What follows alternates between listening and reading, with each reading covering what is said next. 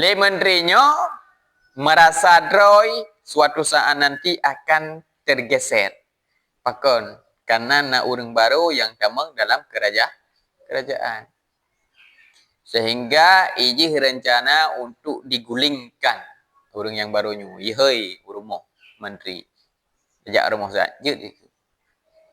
Kakak di rumah dihidangkan makanan yang makanannya banyak mengandung bawang. Ingai paju sipjai paju bawang. Pada habis paju bawang ikun bak orang yang baru diangkatnya. Orang baru. Yang ni roh kalau tak paju bawang ini, yang betul tak dengan raja. Karena raja benci tak kepada be bawang. Je ikun le. Orang jujur penuh, hai tepat hal dulu. Tak kebetul. Kemudian le menterinya ijak bak raja, ikun raja. Hai raja.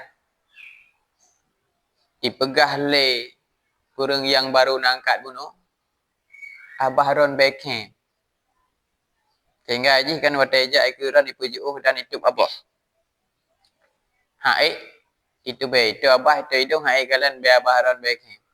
Nya kan? Kan. Kak Dudo perintahkanlah bawahan prajurit raja supaya untuk mengeksekusi orang yang ditentukan leganya. Cara je lagi nyo. Tulis surat. Dalam suratnya isi ji, bila truk suratnya ke drog, maka bunuh orang yang membawa surat. Tulis suratnya. Tujuk bak orang yang baru gangkat. Orang yang baru gangkatnya kan iji hana netral. Hana rasa pengin tahu hana. Cok suratnya gepegah li khalifah li raja. Cok suratnya ba mak sejih dah. Je cok surat. Iba langsung mak sejih. Terus gede ba yan ba gerbang istana raja. Ba pintu gerbang menempak ngan menteri beno. Itanya ngai putanya ke. Hana surat yang geyuba li raja. Oh, dibayang le menterinya pastinya sesuatu yang agak high pasti berharga. Ikan dia menteri. Omnya menan lagi nya undang. Bah lumba mentang. Aku bantu ro aku bailung mentang kadi. Ada kawo mentang ba istana kadi. Adapun kawo rumah baju. Oh je lagi amnya kan teman tu. Cak je kan aja blok on baju kan. Kiban yang ke mana je hana fikir je. Mang raja ke balu hana fikir je. Yang penting kakak teman tu alhamdulillah. Jo seorang menteri baik kadi. Ba algojo raja. Lemah dia. Ba algojo hijau. Ayah ni buka si. Namanya ketahuan bahaya je kan.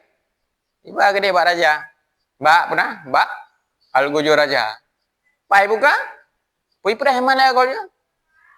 Bila suratnya truk badro ke, maka bunuh orang yang bawa surat. Dipenggal leher, melingkai. Sehingga trip ni bak trip, hari berlalu, kegagalan di Raja, tiganya pakan mantau debi. Orang yang udah nagan, yang baru gangkau yang kirim surat. Dan tersebar berita menteri kah? Kanali ke meninggal. Sehingga gehoi lah. Gehoi. Hai, kira pakan kejadian yang gudanya lah asal usus sehingga pakan rok benci abal. Hana ke? Mai pegah le menteri rok bawa pengeh ke long adapun hai ke bebe nafas lo. Hana lang pegah langan. Mana pakan katuk si itu? Patang katuk abah. Karena lo lupa je bawang baru rumah menterinya. Sehingga abek sampai ron hain tu belum tu babah tetong ron. Oh, menan kejadian. Maka baru kedepu yang bahwa menteri Ganyan Buno adalah salah satu daripada orang yang dengki. Maka vonislah diangkat orang yang baru Buno sebagai menteri.